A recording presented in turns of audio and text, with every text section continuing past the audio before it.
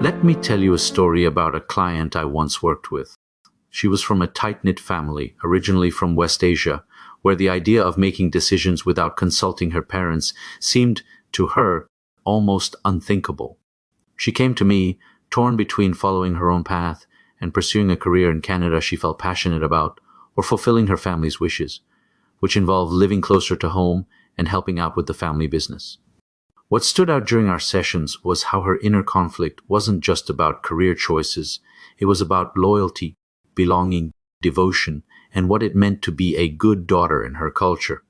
The pressure she felt was immense, and what might have been observed as anxiety or even guilt in a more individualistic society was, in her case, a reflection of her cultural values.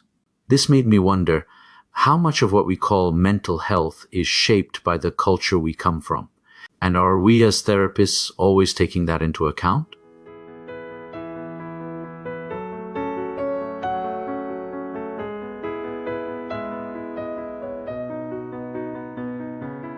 Hi, I'm Behrang Ajam, and I've been working as a counselor and therapist for over a decade now.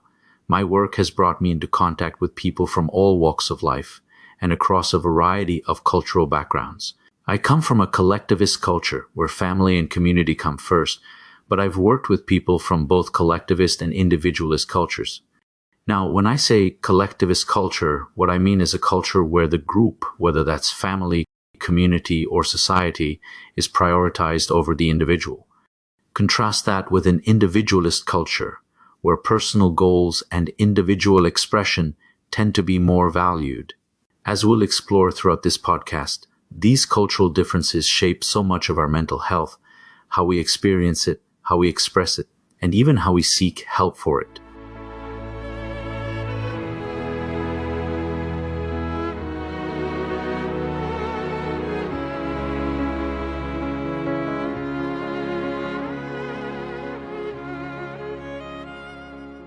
One of the things I've noticed in my practice is that cultural differences don't just affect how we interact with others.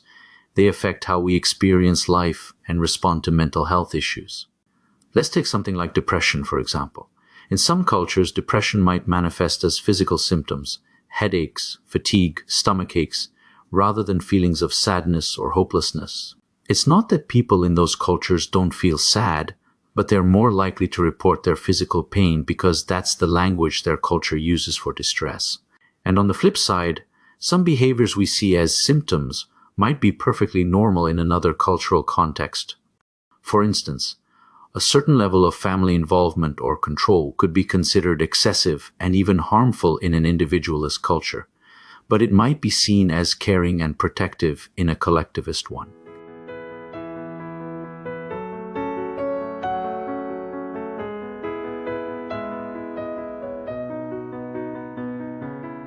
So, the big question is, are our diagnostic criteria culturally biased? What does it mean to diagnose someone based on standards that may not reflect their cultural values? Working with clients from different cultural backgrounds has been eye-opening.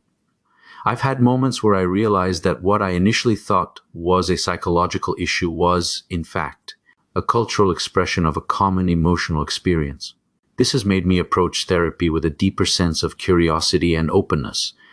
There's a balancing act between understanding universal human experiences, things like sadness, anxiety, and joy, and recognizing that the way we understand and express those emotions is shaped by where we come from.